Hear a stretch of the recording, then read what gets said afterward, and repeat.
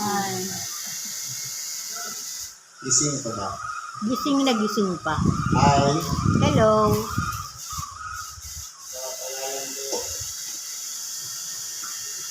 Sa pangalan po ng dakilang Panginoong Jesucristo, isang mapagpalang gabi sa bawat isa sa atin. Marahil po, kung titingnan natin, sa buhay ng isang limutan, ang oras maiksi. Kaya nga, minsan sinasabi natin, wala akong time. Pagpunta ng linggulan. Pero, kung aralin natin, pare-parehas tayo may 24 hours na kinakailangan i-manage natin. Dalawa, linggo, meron tayong 24 hours i-manage natin para makapunta ng templo. Kinakailangan matuto tayong gamitin yung 24 hours kung paano natin siya pagbabahagi rin na magagawa natin yung kalooban ng Diyos. Ngayon po, meron tayong sitas. Ang una po, tungkol doon sa talinhaga sa 10 dalaga. Nang nakalagay, silang 10 ay pare-parehas dalaga, meron silang kani-kanilang ilawan. Ano po ang pinagkaiba ng dalawa? Yung 5 matatalino at 5 mangmang. Ang 5 mangmang ay wala silang preparasyon o inilaan na langis na gagamitin sa pagsalubong doon sa nobyo o yung lalaki na ikakasal. Samantalang yung iba naman ay preparado sila, kumbaga, meron na silang langis sa ilawan, meron pang reserba. Ngayon, ilalagay natin sa totoong buhay. Tayo po ay maihahambing doon sa 10 dalaga. Na lahat naman tayo ay naghahanda sa pagdating ng ating dakilang Panginoon. Lahat naman tayo ay umaasam na tatanggap tayo ng biyaya ng Diyos o kaya regalo ng Diyos sa bawat isa, walang iba ang tinatawag na buhay na walang hanggan. Ito na po yung paghahanda natin. Pero, habang nag-aantay tayo, hindi baga yung mga dalaga ay nakatulog. Italagay natin na lahat tayo ay dadaan ng kamatayan. Pero, sa pagbabalik ng ating dakilang Panginoon, may sisigaw, dumating na ang nobyong lalaki o ang lalaking ikakasal. Sa madaling salita, tayo pong mga tao, lahat tayo ay magbabangon. Lahat tayo ay sasalubong doon sa kasintahang lalaki. Ngayon, nung ginising na, yung 5 na matatalino, nagkulang sila sa langis. Kumbaga, samantalang yung mga matatalino, maliban dun sa langis na laman ng ilawan, meron pa silang reserbang dala-dala. Ngayon, kumbaga, dumating yung panahon na yung mga mangmang, yung 5 dalagang mangmang, samantalang sila'y nandun sa pamilihan.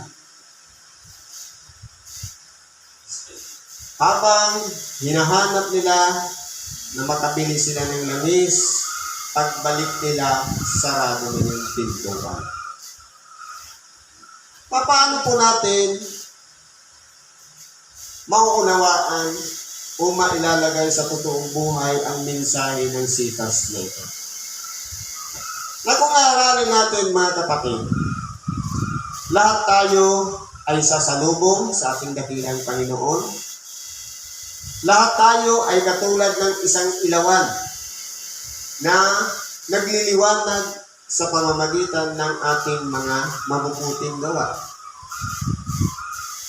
Kumbaga tumatanglaw tayo ng mga gawang mabuti dahil bunga ng pakikinig ng salita ng Diyos. Pero kung pag-aaralan po natin, sa paghahandang yaon, meron pa tayong dapat na paghandaan. Walang iba yung papagdingasin natin ang ating ilawan hanggang sa lubusan tayong makapasok doon sa kaharian ng Diyos. Ngayon po, kung aaralin natin mga kapatid, sa pamamagitan ng pagsasalubong na yan, minsan, kumbaga sa sobrang excitement na sasalubong tayo, dapat pala, meron tayong preparasyon o paghahanda ng gugugulin o gagamiting langis. Paano natin mahahanap yan? Habang tayo nabubuhay pa dito sa ibabaw ng sanglibutan. Wala pong iba na habang nandito tayo sa ibabaw ng sanglibutan, mula nang tanggapin natin sa ating sarili na tayo'y isubok natin ang ating mga buhay, humingi tayo ng tawad sa Kanya, napasakop tayo sa Kanya, at sumunod tayo sa kalooban ng Diyos. O kaya nag-surrender tayo. Ito na po yung pagkakataon para gamitin ng Diyos ang ating sarili upang magbunga sa pamamagitan ng mga mabubuting gawa. Kaya po, sa paggawa natin ng mga bagay, o pagtulong natin sa ating kapwa, nagbibigay tayo ng limos, ito ay mabuting gawa. Tumutulong tayo sa ating kapwa na walang katumbas na ganti para makabalik yung tulong na ibinigay sa atin o ibinigay natin para sa kanila. Kumbaga, ito na po yung tinatawag na kayamanan sa langit na ating iniimpok. Inuunti-unti natin yung mga gawang mabuti na ibinibigay natin sa ating kapwa. Nag-iipon na po tayo dito ng langis. Ito po yung magagamit natin para masiguro natin sa ating sarili na kung sakaling dumating man ang ating dakilang Panginoon, hindi lang yung excitement para makita siya ang ating masilayan, kundi masiguro natin, magkaroon tayo ng assurance na kapag habang bukas pa ang pintuan, hindi natin magugugol ang ating sarili para maghanap pa. O saka na tayo kikilos na gumawa ng mabuti samantalang nandun na, binubuksan na para makapasok tayo. Pero dahil sa kaabalahan, hindi natin nagawa na makapasok dahil doon pa lang tayo magsisimula na gumawa ng kabutihan sa ating kapwa. Kaya po, itinuturo sa atin na habang nabubuhay pa tayo dito sa ibabaw ng sanglibutan, papagdingasin na natin ng ilawan.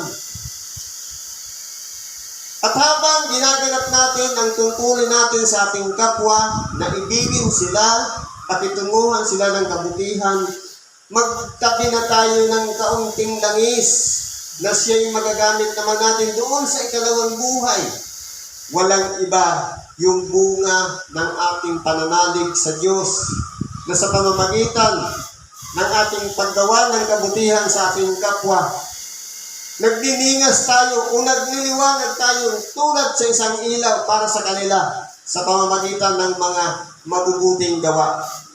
At magtatabi naman tayo ng reserbang langis para sa hinaharap na kung sakali man dumating man ang araw ng paghuhukom, makapagpatuloy pa tayo na hindi lamang dahil sa sobrang, kumbaga, hindi lang yung makita ang ating dakilang Panginoon, kundi mas-sure natin o masiguro natin sa ating sarili na tunay nga tayo magtatamo ng kaligtasan sa pamamagitan ng ating mabubuting gawa. Kaya yan po ang pinakaparaan. Dahil po, kung pag-aralan natin, yung 5 marurunong, may reserba na sila. May laman na yung langis, mayroon pa silang reserba. Paano natin magagawa ang reserba habang nabubuhay pa tayo dito sa ibabaw ng sanglibutan? Walang iba. Huwag nating sasayanin yung 24 oras na ibinigay sa atin. Kapag may kapwa tayong lumapit sa atin, huwag nating tatanggihan na tulungan sila.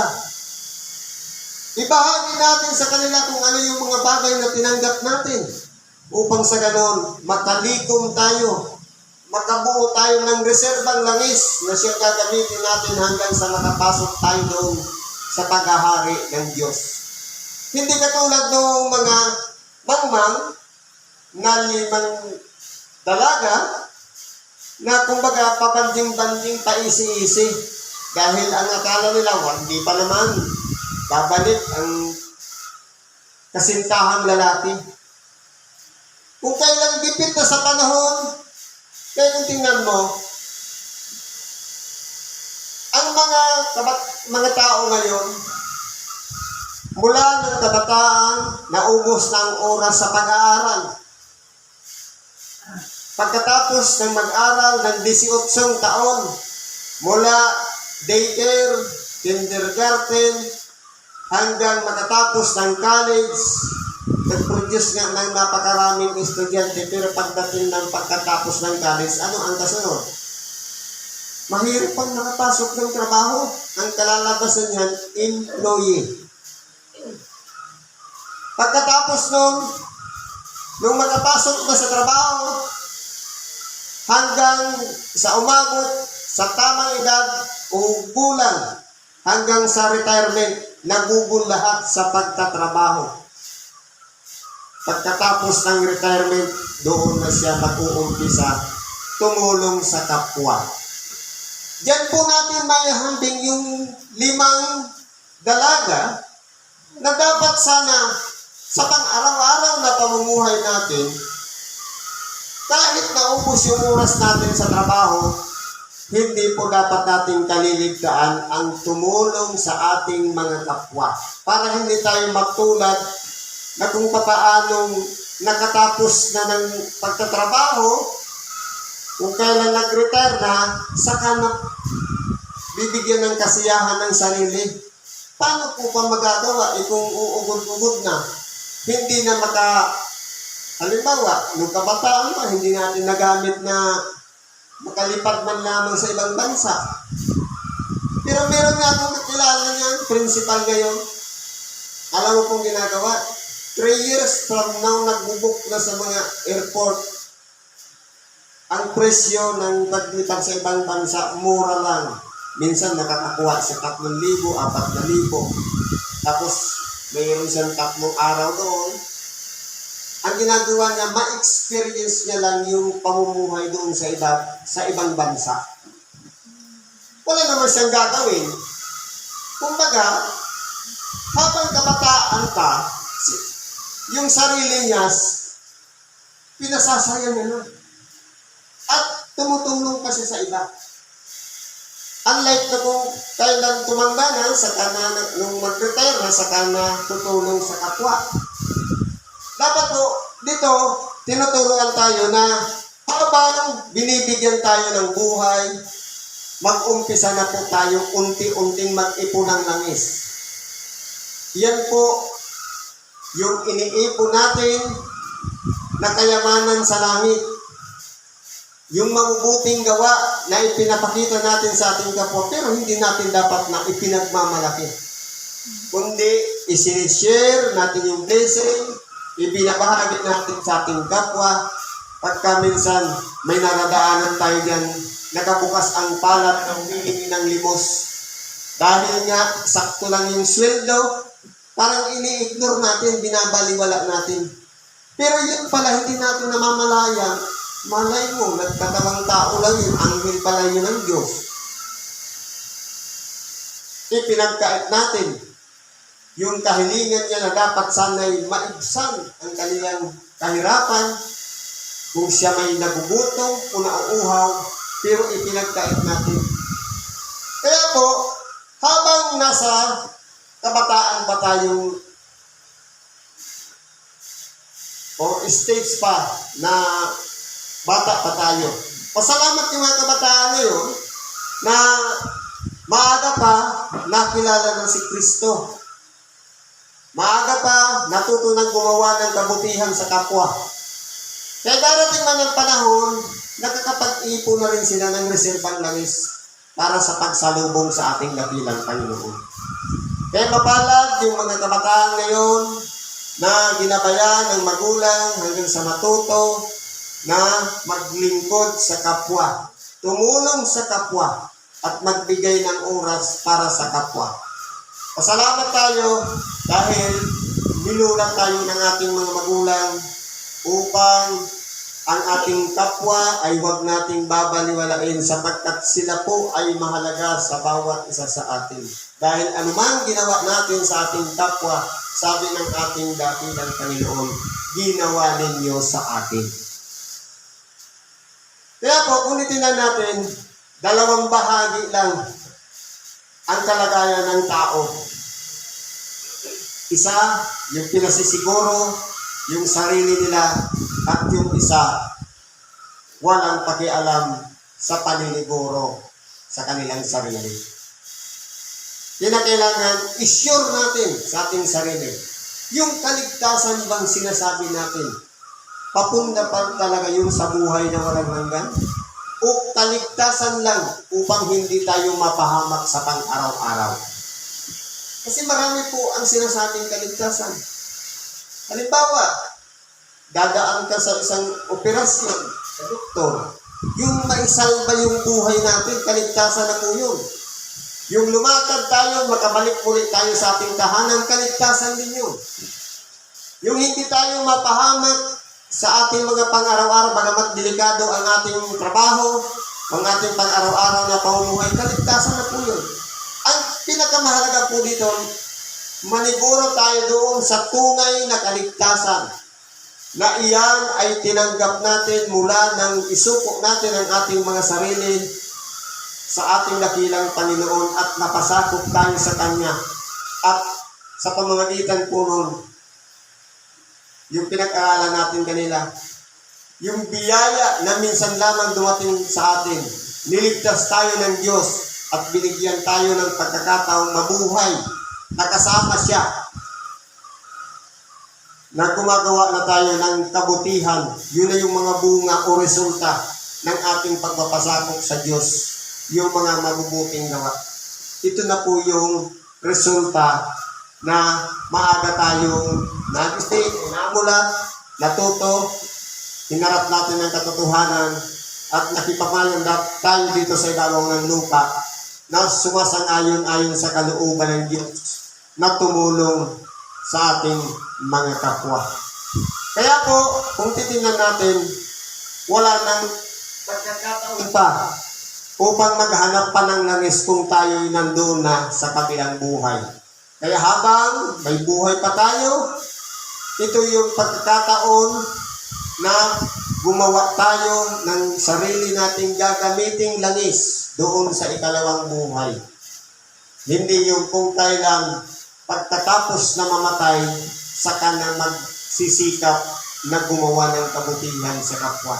Kundi habang tayo'y humihinga pa, nagpapatuloy pa ng buhay, gawin natin ang higit na nakabubuti na ayon sa kalooban ng Diyos, ang mahabag tayo sa ating kapwa at tulungan natin sila sa kanilang mga pagiging hikahos o mapagkailangan sapagkat ito po yung langis na iniipon natin habang nabubuhay pa tayo dito sa ibabaw ng sanlibutan. Kaya po sabi dito sa ikalawang aralin, himayin po natin to.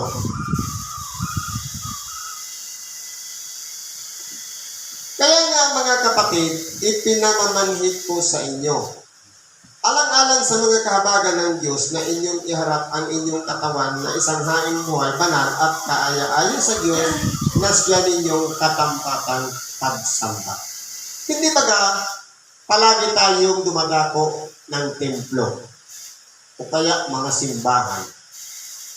Kinakailangan yung tatlo na yan na sangkap ng ating katawan, kaluluwa, espiritu, at katawan, yan po ay iisa ang gawain sa araw ng pagsamba. Anong sabi dito? Ipinamamalit ni Apostol Pablo, alang-alang na lang sa kahabagan ng Diyos na inyong iharap ang inyong katawan. Ibig sabihin, yung ating katawan na ito, nandiyan yung espiritu, yung kaluluwa natin, iharap natin sa Diyos na isang haing buhay. Active. Na kumbaga, kung oras ng awitin, nakikisama sa awitin, oras ng Ebanghelyo, nakikinig ng Ebanghelyo, oras ng panalangin, nakikisama sa panalangin. Ibig sabihin, yung focus ng atensyon natin, nandun lang sa pagsamba. Para ano pag iniwan natin ang ating tahanan, pumunta tayo ng templo para magsamba, pagkatapos wala naman tayo sa loob ng templo. Nasaan yung paghahain ng buhay o buhay sa harapan ng Diyos? Ano pa? Banal. Nakapaglinis ba tayo ng ating kalooban? Nakapaghingi ba tayo ng tawad sa Diyos nung pumunta tayo sa templo? O dumako lang tayo ng templo, nakisama lang sa panalangin, pagkatapos pagdating sa Ebanghelyo, wala naman tayong natutunan. Wala tayong bitbit sa pag-uwi. Hindi tayo nakahingi ng tawad. Useless yung pagpunta natin sa araw ng pagsamba. Ano pa? Nakaaya-aya sa Diyos. Naging magiliw ba ang Diyos sa atin? Yung ating bang sarili, nagalak ba ang Diyos sa ginawa natin? Tayo ba ay naging karapat-dapat, naging kaaya-aya sa paningin ng Diyos noong araw ng pagsamba? Totoo, iba-iba ang tungkulin natin. Bilang tayo sangkap ng iglesia, mayroong biyaya para umawit sa pangangaral, iba-iba po. Pero po, gumana ba? Nagampanan ba natin yung tungkulin ipinagkaloob sa atin ng Diyos? Kaya po, dito ay tinuturo ni Apostol Pablo na ang katampatang pagsamba, yung karapat-dapat at kalugod-lugod sa Diyos, dapat nakikita sa bawat isa sa atin kung ano ba ang nagiging o ginagawa natin kapag dumadako tayo ng templo. Naging karapat-dapat ba tayo sa paningin ng Diyos? Sabi nito, at huwag kayong magsiayon sa sanglibutang ito, kundi mag-iba kayo sa pamamagitan ng pagbabago ng inyong pag-iisip upang mapatunayan ninyo kung alin ang mabuti at kaaya-aya at lubos na kalooban ng Diyos. Totoo po, nabubuhay tayo dito sa ibabaw ng sanglibutan. Nandyan yung mga pagkakasala, karumihan, kasakiman, at kung ano-ano pa mga bagay na masasama. Kinakailangan huwag tayong makiayon sa sanlibutan ito. Kundi, sabi dito, mag-iba kayo sa pamamagitan ng tag-iisip. Sisikapin natin, hanapin yung kapaki-pakinabang na alam natin ang magbibenepisyo yung ating nag-iisang kaluluwa. Sa pamamagitan ng yung pagpili ng mga mabubuti na kaaya-aya sa Diyos. Dito po ang nararapat nating pagsikapan. Dahil sa totoo lang po, halimbawa, kagaya ngayon, at nasa advanced technology na tayo, kung aralin natin, pinagsama-sama na sa isang kagamitan o cellphone ang lahat ng mga bagay. Kumpleto na yan dahil sa mga application. Ano-ano nariyan? Dati noon, ang relo, nilalagay dito sa may braso. Yung cellphone may relo na. yung kalendaryo na dati noon tuwing Pasko o tuwing December, nagpapa-imprinta, ibinibigay o binibigay ng mga may tindahan. Yung cellphone meron na rin kalendaryo. May calculator pa. At kung ano-ano pang mga application dyan, pati komunikasyon sa iba. Kumpleto na lahat yan. Dapat, pakikinabangin natin yan sa mga bagay na ikabubuti. Totoo, sa sanlibutan yan. Pero gamitin natin komunikasyon sa ating kapwa. Magkaroon tayo ng ugnayan sa ating kapwa. Pero anong ginagamit? Halimbawa na lang sa Facebook. Okay lang mag-scroll ka dyan. Pero kung halimbawa, yung kapatid mo na may utang sa'yo, minsan ipopost mo sa Facebook. Hindi ba parang ang mangyayari niyan, yung problema ng dalawa lang tao, pinasikat na sa lahat.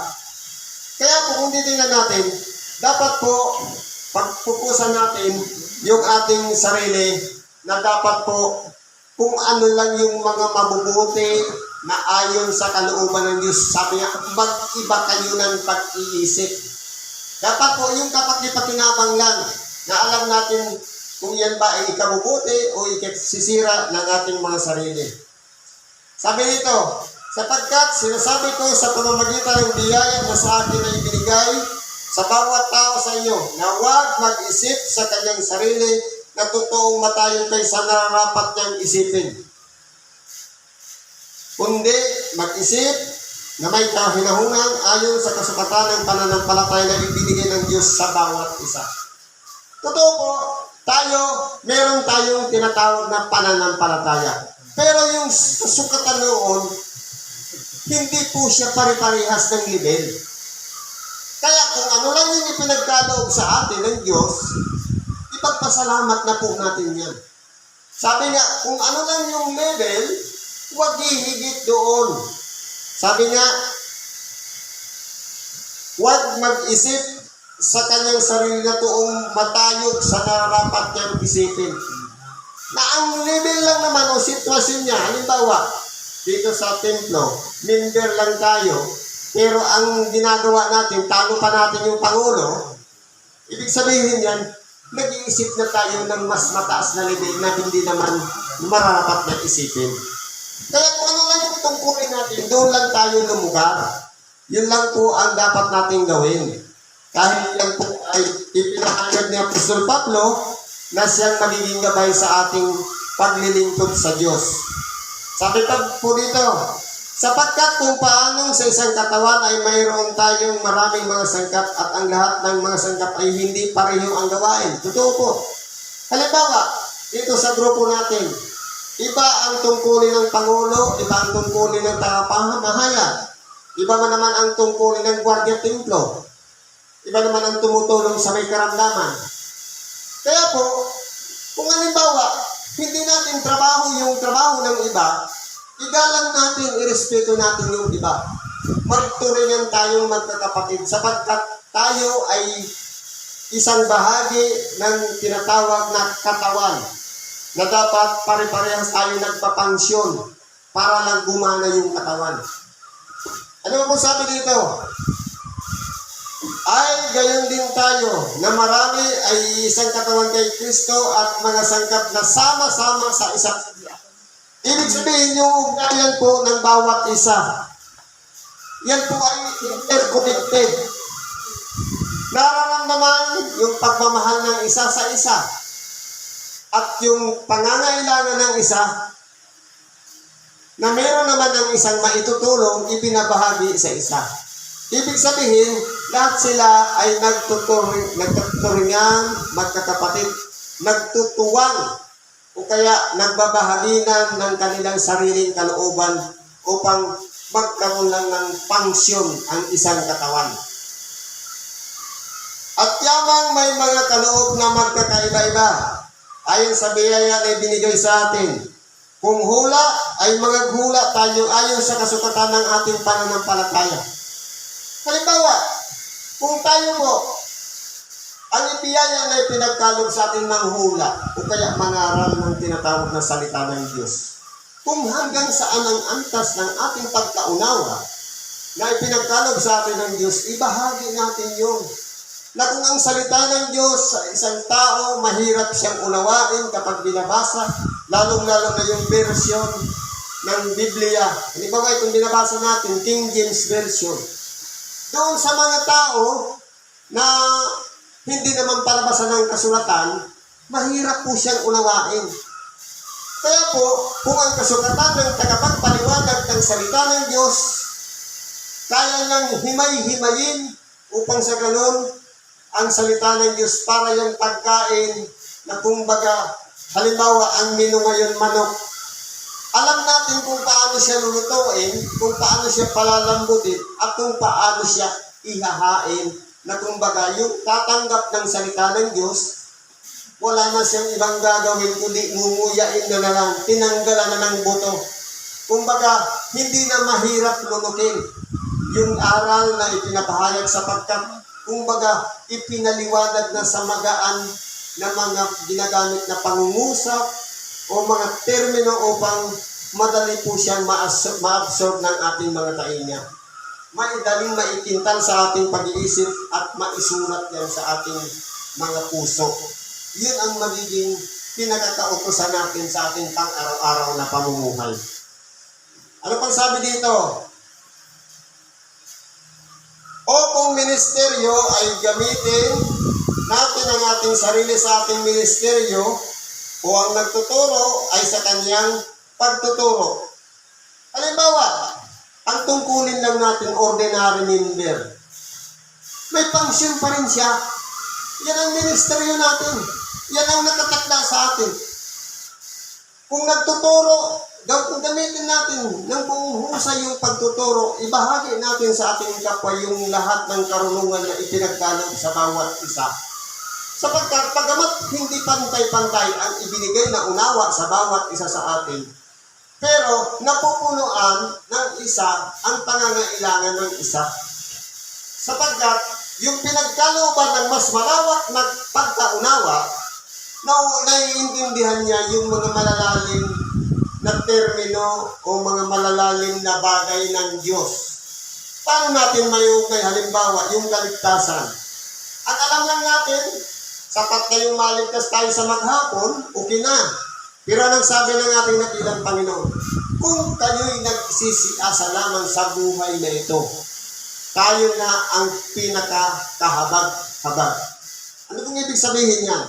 Halimbawa, ang inaasahan lang natin kaligtasan, yung makarating tayo doon sa hanggang dulo ng ating buhay, na hindi tayo mapahamak. Kung hanggang doon lamang dito, sa ibabaw ng sanglibutan lang, kahabag-habag tayo. Dahil hindi natin hinandaan yung in the future. Yung pagkatapos na namatay tayo, may kasunod pa pala. Yung tinatawag na buhay na walang hanggan, hindi natin yung napaghandaan. Kaya po, kinakailangan, ang preparasyon ng ating mga ginagawa, hindi lang yung hanggang kamatayan, kundi pagkatapos ng kamatayan, meron pa tayong pinaghahandaan. Na walang iba, yung regalo ng Diyos sa lahat ng mga nagsisiibig sa Kanya. Ito yung tinatawag na buhay na walang hanggan kasama ng Diyos. Sapagkat lahat po ng tao tatanggap ng buhay na walang hanggan. Lamang doon ang iba sa paghihirap sa dagat-dagatang apoy na hindi namamatay. Kung ang apoy hindi namamatay, di siyempre dadanasin din ng isang tao, wala rin kamatayan ang kanyang buhay. Para habang buhay din siyang maghihirap. At doon naman sa piling ng Diyos, yun naman yung tinatawag na kaluwalhatian. Na doon, wala nang iyak, wala nang mga paglumbay, kalungkutan, karamdaman, hinagpis, o mga ano-ano pa bang bagay na nararanasan natin sa mga oras na ito. Hindi na tayo doon naantukin, hindi na tayo doon magkakaroon ng karamdaman o kabigatan man sa buhay, sapagkat Diyos na mismo ang papawi ng mga luha ng bawat isa sa atin. Kaya po, kung saan yung tungkulin na ipinagkalog sa atin. Kung ministeryo, gampanan natin yung ministeryo. Ano ba, ordinary member, tagahawak ka lang ng bandera. O kaya, kahit na tagaligpit ka lang dyan o tagaluto, okay na yan. Ang mahalaga yung ministeryo natin, ginampanan natin para pa rin doon sa pagkakapatiran o tinatawag na katawan. O ang umaaral ay sa kanyang pag-aaral, ang namimigay ay magbigay ng magandang loob, ang nagpupuno ay magsikap, ang nahabag ay magsaya. Sabi dito, o ang umaaral ay sa kanyang pag-aaral. Halimbawa, gusto natin matuto. Para balang araw, pwede rin tayong maging ibanghelista. Pwede rin tayong magbahagi sa pag-uwi natin sa ating mga tahanan. Aralin natin ang husto. Pero, hindi natin yan magagawa na mag-isa lang. Kinakailangan natin ng Espiritu Santo sapagkat ang pinag-aaralan natin ay walang hanggan. Ang salita ng Diyos ay walang hanggan. Kaya ang kailangan natin yan, yung patnubay din ng Espiritong walang hanggan. Yung Espiritu Santo. Kaya, kapag kasama natin siya, makapag-aaral tayo ng tunay. Sabi nito, ang namimigay ay magbigay na may magandang loob. Halimbawa, kagaya nito, ang kaya lang natin gawin maghulog yan, dapat po maganda yung loob na nagbibigay kayo, hindi yung napipilitan. Kasi po, kaya tayo nagbibigay dito para sa kaganda o mapaganda yung templo.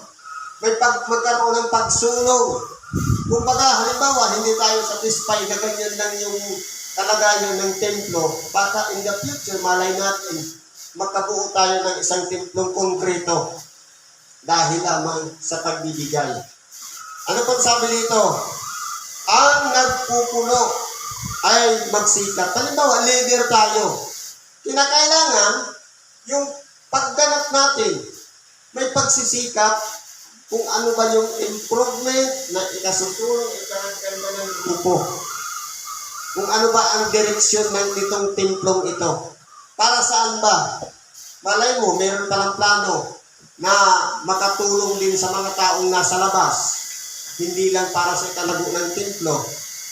Hindi, nagbigay pa ng mga donasyon sa labas at nakatulong sa kanila. Kaya po, may pagsisikap po dapat ang nangunguna sa templo. Sabi, ang nahahabag ay magsaya.